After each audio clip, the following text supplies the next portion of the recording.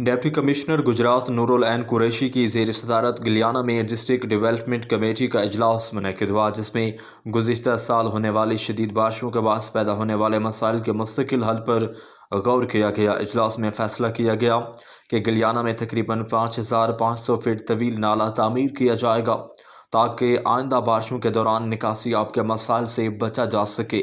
इस मनसूबे के लिए साइट का मुआयना पहले ही ज़िला अफसरान, महकमा आबपाशी और वासा के अफसरान मुश्तरका तौर पर कर चुके हैं।